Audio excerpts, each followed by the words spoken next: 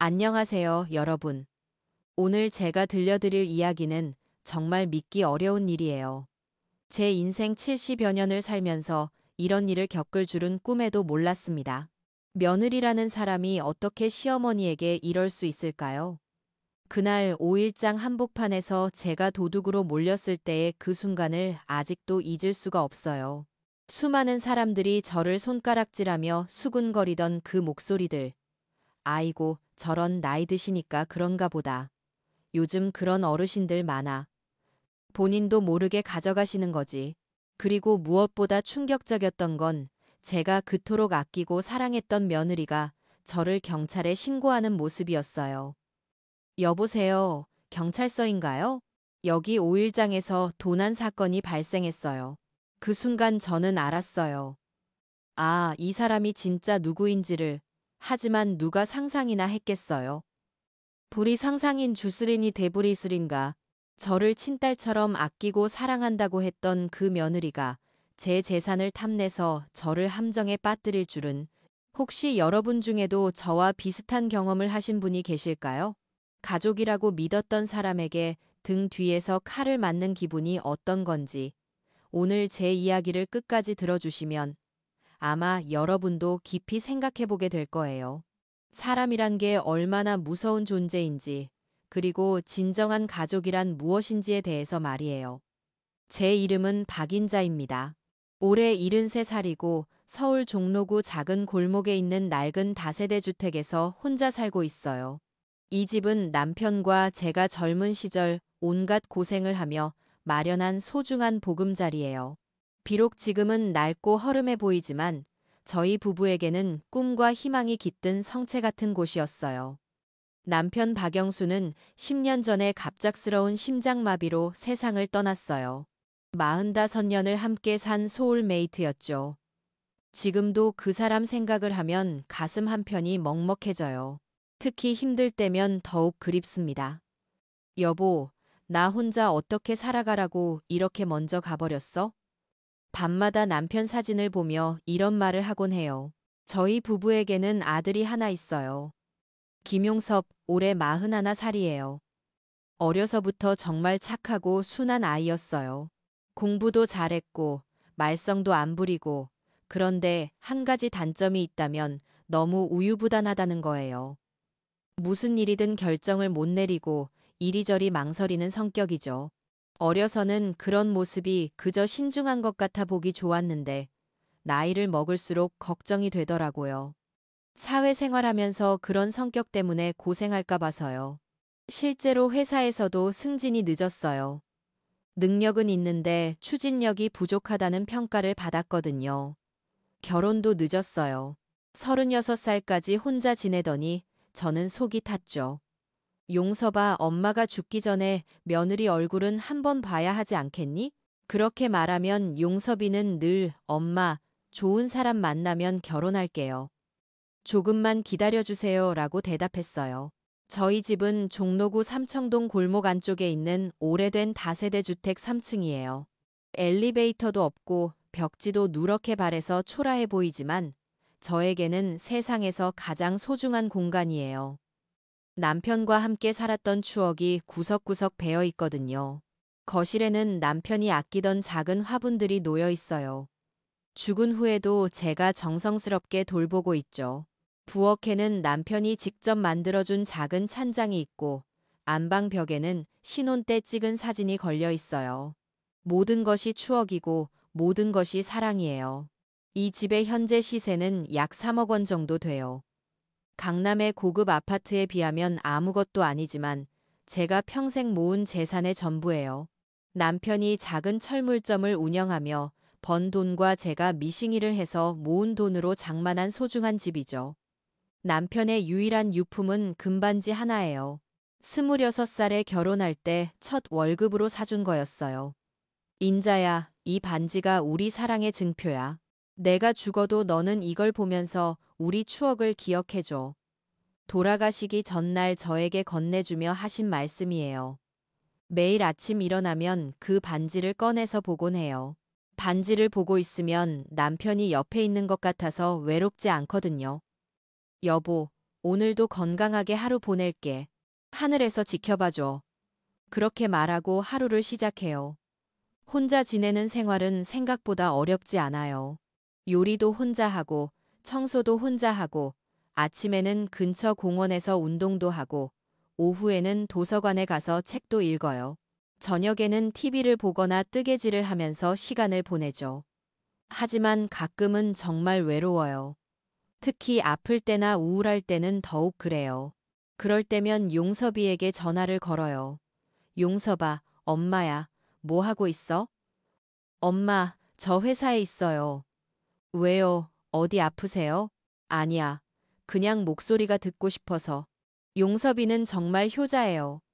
한 달에 서너 번은 꼭 집에 와서 안부를 묻고 용돈도 주고 그런데 항상 혼자 와요. 친구들은 다 결혼해서 가정을 꾸리는데 우리 용섭이만 혼자라니 속이 많이 탔어요. 용섭아, 엄마가 건강할 때 결혼해야지. 나중에 엄마가 아프거나 죽으면 누가 내 뒷바라지 해줄 거야? 엄마, 그런 말씀 마세요. 엄마는 오래오래 사실 거예요. 이런 대화를 수없이 나눴어요. 용섭이의 직장은 중견기업의 격리부예요. 급여는 그럭저럭 괜찮은 편이지만 특별히 많지도 않고 그래도 성실하게 일하는 모습을 보면 대견해요. 가끔 엄마 회사 일이 너무 힘들어요 라고 하면서 투정을 부리기도 하지만 그럴 때면 제가 맛있는 음식을 해줘서 기운을 북돋아주곤 했어요. 그런 평범하고 조용한 일상이 완전히 바뀐 건 용섭이가 한채원이를 데려온 그날부터였어요. 2년 전 가을이었어요. 용섭이가 갑자기 전화를 했어요. 엄마, 오늘 저녁에 시간 있으세요? 중요한 사람을 소개해드리고 싶은데 목소리에 설렘이 가득했어요. 마침내 좋은 사람을 만났구나 싶어서 정말 기뻤어요. 그래, 물론이지. 엄마가 맛있는 거 해놓을게. 그날 오후 내내 음식 준비를 했어요. 갈비찜, 잡채, 도토리 묵무침, 용섭이가 좋아하는 음식들을 정성스럽게 만들었어요. 혹시 모르니까 그분도 좋아하실까 해서요. 저녁 7시쯤 용섭이가 왔어요. 그리고 그 옆에 정말 예쁘고 우아한 여자분이 서 있었어요. 키도 크고 옷도 세련되게 입었고 첫 인상이 정말 좋았어요. 어머님, 안녕하세요. 저 한채원이라고 해요. 용섭 오빠가 어머님 이야기를 정말 많이 해주셔서 꼭 한번 뵙고 싶었어요. 목소리도 곱고 말씨도 단정하고 정말 교양 있는 분이라는 느낌이 들었어요. 게다가 제 손을 두 손으로 잡으며 인사하는 모습이 너무나 정중했어요. 아이고, 그래요? 우리 용섭이가 좋은 분을 만났네요. 어서 들어와요. 집 안으로 들어오면서 채원이는 신발을 가지런히 정리하고 가져온 선물을 정중하게 건네주었어요. 고급 한과 세트였는데 포장도 정말 예뻤어요. 어머님, 이거 드세요. 별거 아니지만, 아이고, 이런 걸 왜 사왔어요? 그냥 와도 되는데. 처음 뵙는 어머님인데 빈손으로 올 수는 없죠. 정말 예의 바른 분이었어요. 저희 집이 낡고 허름한 걸 보고도 전혀 내색하지 않았고 오히려 정말 아늑하고 좋은 집이네요 라고 칭찬까지 해주었어요. 식사 시간에는 더욱 감동이었어요. 제가 해준 음식을 정말 맛있게 드시면서 계속 칭찬해 주었거든요. 어머님, 이 갈비찜 정말 맛있어요. 어떻게 이렇게 부드럽게 만드세요? 별거 아니야. 그냥 오래 끓이면 돼. 아니에요. 분명히 비법이 있으실 거예요. 저도 배우고 싶어요. 그리고 식사 후에는 설거지까지 도와주겠다고 했어요. 물론 제가 말렸지만 그런 마음가짐이 정말 고마웠어요. 용섭이도 평소와 달리 자신감 있어 보였어요. 채원이 앞에서는 말도 많아지고 표정도 밝아지고 정말 좋은 상대를 만난 것 같았어요. 엄마, 채원이 어때요? 참 좋은 사람이죠? 그럼 정말 훌륭한 분이구나. 교양도 있고 예의도 바르고 채원이는 대학교도 좋은데 나왔어요. S대학교 경영학과 졸업했거든요. S대학교라니 정말 대단한 분이었어요. 우리 용섭이 같은 평범한 사람이 이런 엘리트와 만날 수 있다니 신기했어요. 어머님, 용섭 오빠가 정말 좋은 분이에요. 성실하고 착하고 이런 분 만나기 쉽지 않아요. 채원이가 용섭이를 칭찬할 때면 정말 진심으로 하는 것 같았어요. 눈빛도 따뜻했고 말투도 다정했고 아, 이 사람이 우리 용섭이를 진심으로 좋아하는구나 싶었어요. 그날 저녁 채원이와 용섭이가 돌아간 후에 저는 정말 기뻤어요. 드디어 우리 용섭이가 좋은 사람을 만났구나. 남편 사진 앞에 앉아서 말했어요. 여보, 우리 아들 며느리감 봤어. 정말 좋은 애야. 예쁘고 착하고 똑똑하고 이제 안심해도 될 것 같아. 그 다음부터 채원이는 한 달에 두세 번씩 집에 왔어요. 처음에는 용섭이와 함께 왔는데 점점 혼자 오는 횟수가 늘어났어요. 어머님, 안녕하세요. 용섭 오빠는 회사 일 때문에 바빠서 못 왔는데 저는 어머님 뵙고 싶어서 왔어요. 그럴 때마다 정말 고마웠어요. 바쁜 와중에도 시어머니 될 사람을 챙기는 마음이 기특했거든요. 채원이는 올 때마다 뭔가를 가져왔어요. 때로는 과일, 때로는 반찬, 때로는 영양제, 어머님 건강 챙기시라고요 라며 건네주는 모습이 정말 다정했어요. 그리고 집안일도 도와주었어요. 설거지는 기본이고 청소도 하고 화분에 물도 주고 마치 진짜 딸처럼 행동했어요. 어머님 혼자 계시니까 외로우시죠? 제가 자주 와서 말동무 해드릴게요. 아이고 고마워라. 네가 와주니까 집안이 환해진다. 그런 채원이를 보면서 저는 정말 행복했어요. 드디어 딸 같은 며느리를 얻었구나 싶어서요. 친구들에게도 자랑했어요. 우리 며느리 될 애가 얼마나 효성스러운지 몰라. 나보다 나를 더 잘 챙겨줘. 하지만 그런 행복한 시간은 그리 오래 가지 않았어요. 결혼 준비를 하면서부터 조금씩 이상한 점들이 보이기 시작했거든요. 처음에는 정말 사소한 것들이었어요. 예를 들어 제가 입고 있는 옷을 보면서 이런 말을 한다거나 어머님, 요즘 어르신들도 젊게 입으시는 추세인데 좀 더 세련되게 입으시면 어떨까요? 백화점에 가면 어르신용 옷들도 정말 예쁜 게 많더라고요. 처음에는 저를 위해서 하는 말인 줄 알았어요. 며느리가 시어머니 외모에 관심을 가져주는 것도 좋은 일이라고 생각했거든요. 또 집안을 둘러보면서 이런 말도 했어요. 어머님, 이 집이 언제 지어진 거예요?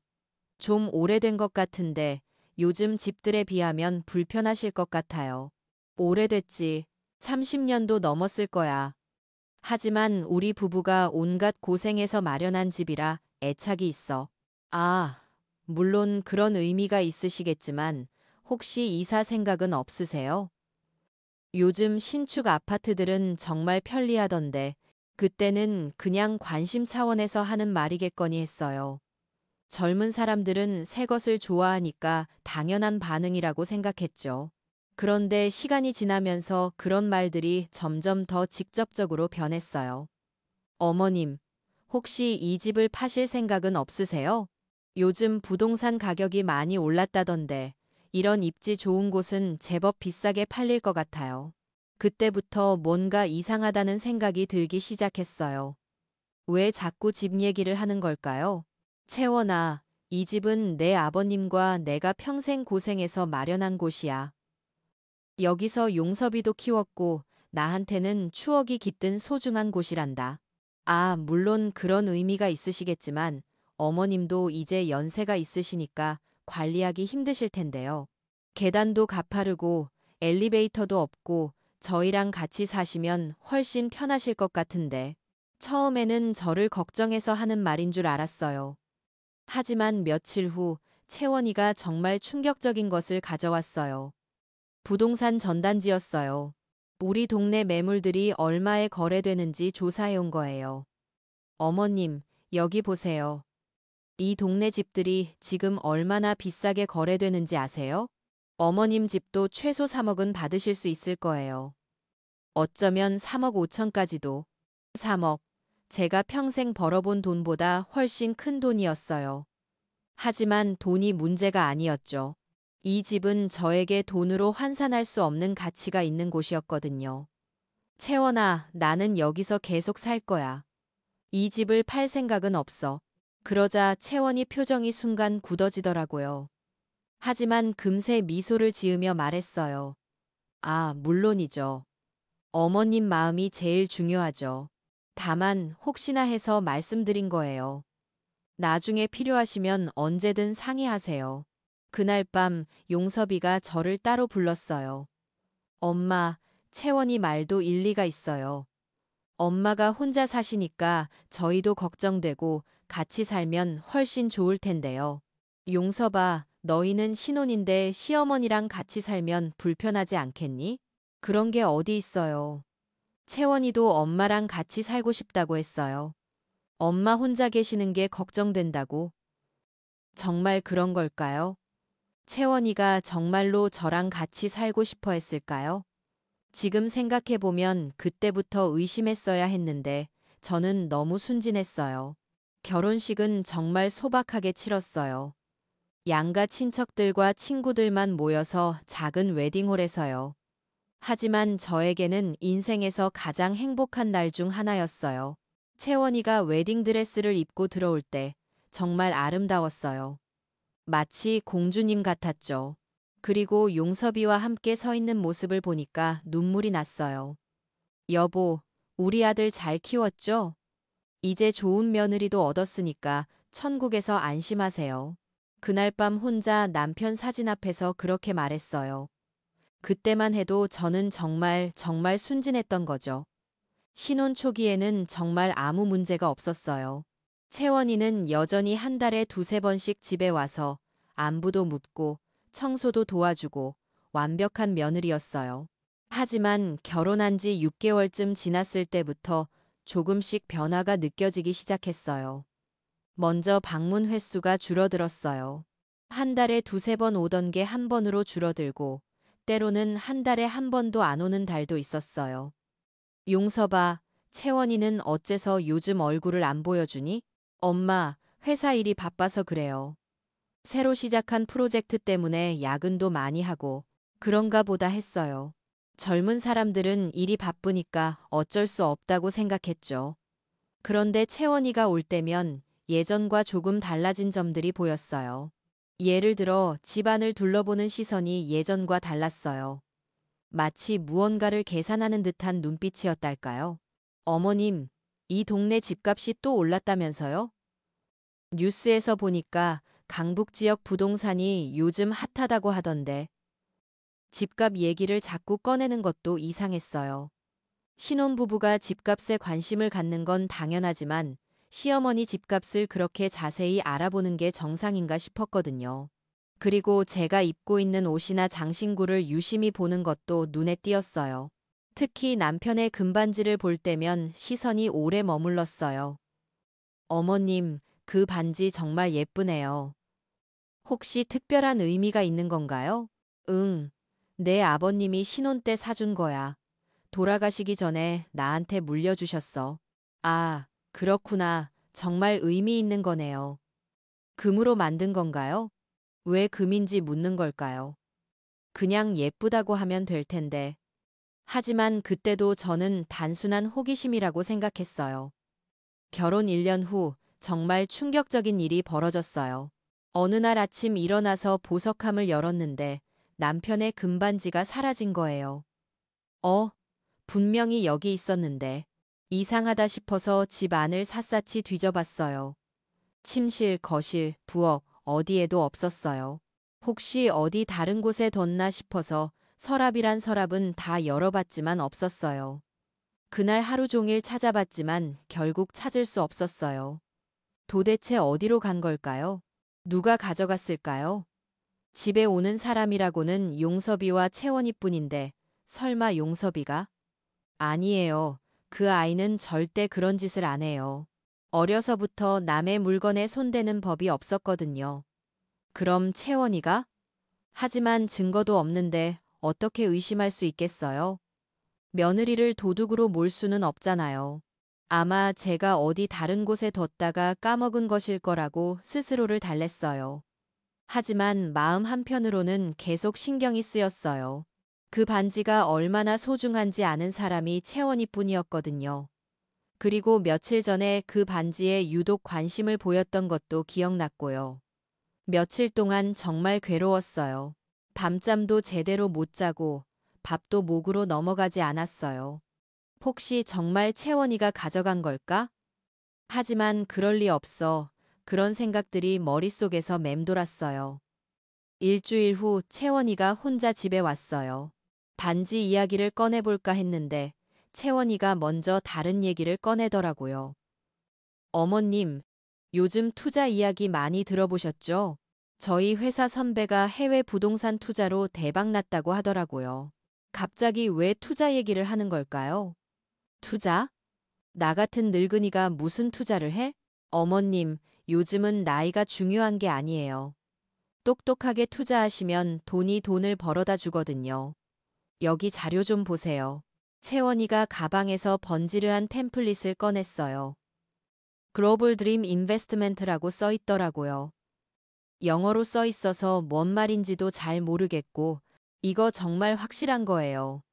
연 이자가 12%거든요. 은행에 넣어두면 고작 2%인데, 여기 투자하시면 12%예요. 게다가 원금 보장까지 해준다고 하니까 손해볼 일은 절대 없어요. 연 12%. 정말 큰 돈이었어요. 만약에 3억을 투자하면 1년에 3,600만 원을 벌 수 있다는 거잖아요. 한 달에 300만 원씩이나. 하지만 뭔가 이상했어요. 세상에 공짜는 없다고 아버지가 늘 하시던 말씀이 떠올랐어요. 그리고 그 팸플릿도 좀 이상했어요. 종이가 너무 번지르르하고 사진들도 너무 화려하고 채원아, 이런 좋은 투자가 정말 있을까? 너무 좋은 조건 같은데 혹시 사기는 아니지? 어머님 의심 많이 하시네요. 저희 회사 선배가 직접 해보고 좋다고 해서 알려주는 거예요. 하지만 투자 기간이 얼마 남지 않았대요. 이번 달 안에 해야 한다고 하니까. 그러면서 채원이가 또 집 얘기를 꺼내더라고요. 어머님, 진짜 마지막으로 한 번만 더 말씀드릴게요. 이 집 정말 팔아서 투자하시는 게 어때요? 지금 집값도 높고 투자 수익률도 좋고 일석이조잖아요. 안 된다니까 이 집은 못 팔아. 제가 단호하게 거절하자 채원이 얼굴이 확 굳어졌어요. 순간 정말 무서운 표정을 지었어요. 하지만 금세 미소를 지으며 말했어요. 네, 알겠어요. 어머님 결정이니까요. 그럼 저 먼저 가볼게요. 그날 채원이가 돌아간 후 저는 정말 불안했어요. 뭔가 큰일이 생길 것 같은 예감이 들었거든요.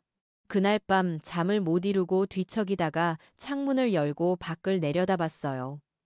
그런데 아파트 앞 주차장에서 용섭이와 채원이가 심하게 다투고 있는 모습이 보였어요. 목소리가 여기까지 들릴 정도로 큰 소리로 싸우더라고요. 뭘 그렇게 싸우는 걸까 싶어서 귀를 기울여 들어봤어요. 채원아, 엄마한테 왜 자꾸 집 팔라고 그래? 엄마가 싫어하시잖아. 싫어하시잖아. 오빠는 정말 답답해. 지금이 기회라고. 집값도 높고 좋은 투자처도 있는데 왜 놓치려고 해? 그래도 엄마가 원하지 않으시는데. 그러게, 그게 문제라고. 오빠가 제대로 설득을 안 하니까 그렇지. 설득이 아니라 강요하는 거 아니야? 채원아, 너 요즘 너무 돈 얘기만 해. 돈 얘기만 한다고? 지금 우리 상황이 어떤데? 내가 얼마나 큰 빚이 있는 줄 알아? 빚? 채원이가 빚이 있다고? 무슨 빚? 너 나한테 빚 있다는 말 한 적 없잖아? 몰라도 되는 일이니까 안 말한 거지. 하지만 지금은 정말 급해. 이번 달 안에 돈을 마련하지 못하면 어떻게 되는데? 그건 어쨌든 어머님한테 집 팔라고 계속 말씀드려. 알겠어? 채원아, 너 정말 이상해. 결혼할 때는 이런 사람이 아니었는데. 사람은 상황에 따라 변하는 거야. 오빠가 더 적극적이었으면 이런 일도 없었을 거라고. 그 말을 듣는 순간 저는 모든 걸 깨달았어요. 채원이가 저를 위해서 집 팔라고 한 게 아니었어요. 자기 빚 때문이었던 거죠. 그리고 제 금반지도 아마 채원이가 가져간 게 분명했어요. 빚 때문에 급전이 필요했으니까요. 모든 퍼즐이 맞아떨어졌어요. 다음 날, 저는 용기를 내어 용섭이에게 전화했어요. 용섭아, 엄마야. 어제 밤에 너희 둘이 싸우는 소리 들었어. 엄마, 들으셨어요? 응, 다 들었어. 채원이가 빚이 있다는 것도. 용섭이가 한참 동안 말이 없더니 작은 목소리로 말했어요. 엄마, 죄송해요. 숨기려고 했는데. 얼마나 큰 빚이야? 3천만 원이요. 주식 투자하다가 잃었대요. 그리고 카드빚도 있고. 3천만 원, 정말 큰 돈이었어요. 용섭이 연봉이 4천만 원 정도니까 거의 1년치 월급에 해당하는 금액이었어요. 그래서 우리 집을 팔아서 그 빚을 갚으려고 했던 거구나. 엄마, 정말 죄송해요. 제가 채원이를 잘못 봤어요. 그날부터 저는 마음의 준비를 하기 시작했어요. 채원이가 뭔가 큰 일을 벌일 것 같은 예감이 들었거든요. 그리고 제가 대비하지 않으면 정말 큰 피해를 볼 것 같았어요. 먼저 작은 녹음기를 하나 샀어요. 요즘 뉴스에서 노인들을 상대로 사기치는 사람들이 많다고 하더라고요. 혹시 모르니까 대비해두는 게 좋을 것 같았어요. 그리고 은행에 가서 제 계좌 상황도 점검했어요. 혹시 모르니까 비밀번호도 바꾸고 중요한 서류들도 안전한 곳에 보관했어요. 며칠 후 정말 예상치 못한 일이 벌어졌어요. 채원이가 갑자기 전화를 한 거예요. 어머님, 안녕하세요. 혹시 오늘 시간 되세요? 목소리가 평소와 달리 정말 다정했어요. 마치 처음 만났을 때처럼요. 왜? 무슨 일이야? 사실 제가 지난번에 너무 무리한 부탁을 드린 것 같아서요. 어머님께 사과드리고 싶어요. 그리고 맛있는 걸 사드리고 싶어요. 갑자기 사과를? 뭔가 이상했지만 며느리가 사과한다는데 거절할 수는 없었어요. 그래, 그럼 집에서 기다릴게. 아니에요, 어머님. 저희가 밖에서 만나요. 5일장에 가서 구경도 하고 맛있는 것도 먹어요. 어때요? 5일장. 정말 오랜만에 듣는 얘기였어요. 남편이 살아계실 때는 가끔 같이 갔었는데 혼자서는 한 번도 가본 적이 없었거든요. 그래, 좋다. 다음 날, 저는 오랜만에 외출 준비를 했어요. 단정한 회색 카디건에 검은색 바지를 입고 작은 핸드백을 메었어요. 그리고 혹시나 해서 작은 녹음기도 가방에 넣었어요. 채원이와 약속 장소에서 만났을 때 채원이는 정말 다정해 보였어요. 마치 처음 만났을 때처럼 밝은 미소를 지으며 제 팔을 부축해 주었어요. 어머님, 정말 오랜만이에요. 그동안 제가 너무 무리한 말씀만 드린 것 같아서 죄송해요. 괜찮다, 채원아. 너도 나름 걱정해서 한 말이겠지. 네, 정말 감사해요. 오늘은 즐겁게 구경만 해요. 어머님이 원하시는 거 뭐든지 사드릴게요. 5일장은 정말 오랜만이었어요. 사람들이 많고 여러 가지 물건들이 가득하고 마치 시간을 되돌린 것 같았어요. 젊은 시절 남편과 함께 장 보러 다니던 추억이 떠올랐어요. 채원이는 정말 친절했어요. 제가 관심 있어 하는 물건이 있으면 어머님, 이거 어때요? 사드릴까요? 라고 하고 길을 걸을 때도 제 팔을 부축해주고 마치 진짜 효녀 같았어요. 우선 과일 가게에 들렀어요. 사과, 배, 감 등등이 탐스럽게 쌓여 있었어요. 어머님, 사과 좋아하시죠? 이거 정말 달다고 하네요. 그래, 고마워. 하나만 사자. 아니에요. 많이 사세요. 집에서 드시라고요. 채원이가 사과 한 봉지를 사주었어요. 정말 오랜만에 받는 선물이라 기뻤어요. 그 다음에는 옷가게를 구경했어요. 노인용 옷들이 많이 걸려 있었어요. 어머님, 이 카디건 어때요? 색깔이 정말 예쁘네요. 너무 비싸 보이는데. 괜찮아요. 제가 사드릴게요. 어머님이 입으시면 정말 예쁠 것 같아요. 그렇게 카디건도 하나 사주었어요. 정말 예쁜 연보라색이었어요. 점심때가 되자 채원이가 말했어요. 어머님, 배고프시죠? 여기 떡볶이 유명하다던데 드셔보세요. 아니야, 그런 거 안 먹어도 돼. 어머님, 오늘은 제가 모시는 날이에요. 뭐든지 드시고 싶은 거 말씀하세요. 결국 떡볶이도 사주고, 붕어빵도 사주고, 정말 극진하게 모셔주었어요. 마치 친딸이 모시는 것 같았어요. 하지만 점점 사람이 많은 곳으로 이끌어가더라고요. 특히 금은방들이 모여있는 구역으로요. 어머님, 여기 보세요. 금반지들이 정말 예쁘네요. 금반지 그 말을 들은 순간 가슴이 철렁했어요. 혹시 제 남편 반지를 찾을 수 있을까 싶어서 여기저기 둘러봤어요. 아가씨, 이런 스타일 반지 있어요? 남자용인데 제가 남편 반지 모양을 설명하자 가게 아주머니가 고개를 끄덕였어요. 아, 그런 거 며칠 전에 누가 팔고 갔어요. 젊은 여자분이었는데.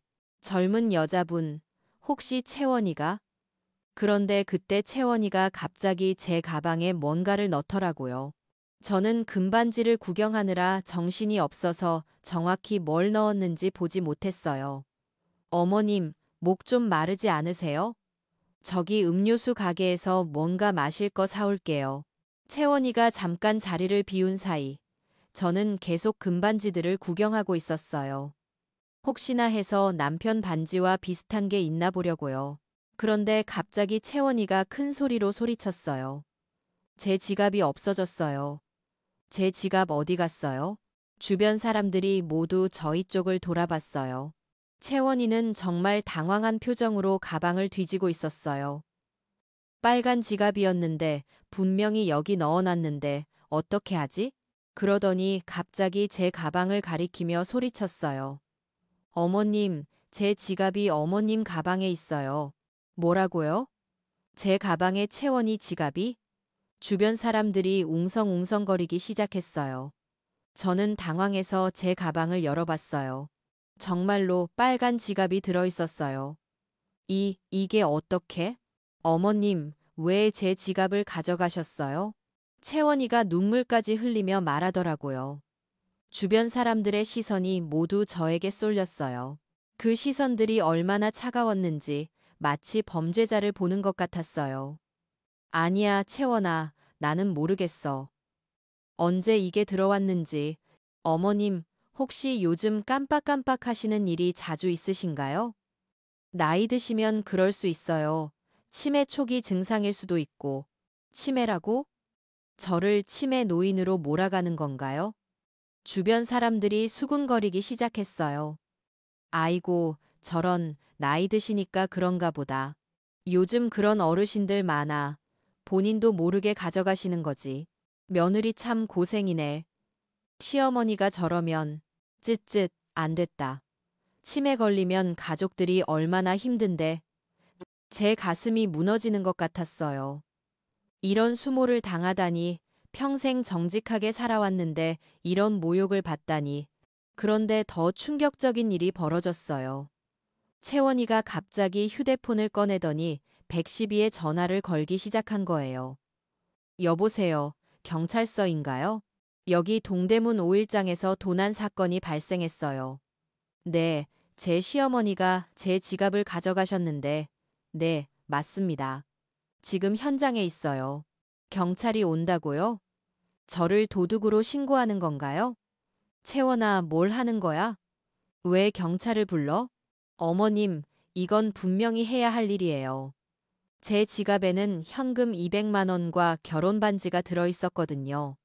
이건 단순한 실수로 넘길 일이 아니에요. 200만 원과 결혼 반지? 방금 전에는 그런 말 안 했는데요. 잠깐, 채원아. 방금 전에는 그런 말. 어머님, 정신이 좀 혼란스러우시나 봐요. 제가 분명히 말씀드렸어요. 주변 사람들이 더욱 수군거렸어요. 아이고, 정말 치매인가 보다. 방금 한 말도 기억 못 하시네. 저런, 며느리가 정말 고생이겠어. 곧 경찰이 도착했어요. 중년의 경찰관 2명이 왔는데 한 명은 피곤해 보이는 표정이었고 다른 한 명은 젊은 경찰관이었어요. 신고 접수하고 왔습니다. 상황이 어떻게 된 건지 설명해 주실 수 있나요? 채원이가 먼저 나서서 설명했어요. 경찰관님, 저희가 같이 5일장에 구경 왔는데 제 지갑이 없어졌어요. 그런데 어머님 가방에서 나왔거든요. 할머니, 상황이 어떻게 된 건지 설명해 주실 수 있나요? 경찰관님, 저는 정말 모르겠어요. 언제 제 가방에 이게 들어왔는지 저는 절대 가져가지 않았어요. 어머님은 요즘 건망증이 좀 있으세요. 채원이가 끼어들었어요. 집에서도 물건을 어디 뒀는지 자주 까먹으시고 가끔은 없던 일을 있었다고 하시기도 하고. 거짓말이에요. 저는 건망증 같은 거 없어요. 하지만 이 상황에서 뭐라고 변명할 수 있겠어요? 젊은 경찰관이 말했어요. 최근에 고령자분들의 이런 사례가 늘고 있습니다. 대부분 본인도 모르게 하시는 경우가 많아요. 할머니, 우선 저희와 함께 가서 얘기를 나눠봅시다. 경찰차에 타는 순간 저는 정말 죽고 싶었어요. 70평생 살면서 이런 수모를 당하다니 주변 사람들의 시선이 얼마나 차가웠는지 몰라요. 저 할머니 치매인가 봐. 아이고, 며느리가 고생이네. 요즘 그런 노인들 많다던데. 그런 소리들이 귓가에 맴돌았어요. 경찰서 조사실은 차갑고 을씨년스러웠어요. 형광등 불빛 아래 앉아 있으니 정말 범죄자가 된 기분이었어요. 경찰관이 상황을 정리하며 물었어요. 지갑 안에 뭐가 들어있었는지 구체적으로 말씀해 주세요. 채원이가 답했어요. 현금 200만 원, 신용카드 3장, 신분증, 그리고 제 결혼 반지가 들어있었어요. 결혼 반지는 왜 지갑에? 아, 오늘 빨래하면서 반지를 뺐는데 깜빡하고 지갑에 넣어뒀어요. 그럴듯한 설명이었어요. 하지만 뭔가 이상했어요. 정말 그런 중요한 물건들을 지갑에 넣고 다닐까요? 그때 용섭이가 급하게 들어왔어요. 엄마, 무슨 일이에요? 채원이가 전화해서. 용섭아, 저는 눈물이 나오려고 했어요. 아들 앞에서 이런 모습을 보이고 싶지 않았는데. 경찰관님, 제 어머니가 정말 그런 일을 하셨을까요? 믿기지 않는데. 아들분, 고령자의 경우 인지 능력이 떨어지면서 이런 일이 종종 발생해요. 본인도 모르게 하는 경우가 많습니다. 그런데 채원아, 용섭이가 채원이를 보며 말했어요. 정말 엄마가 내 지갑을 가져갔다고 확신해? 오빠, 제가 거짓말할 이유가 있어요? 제 눈으로 직접 본 거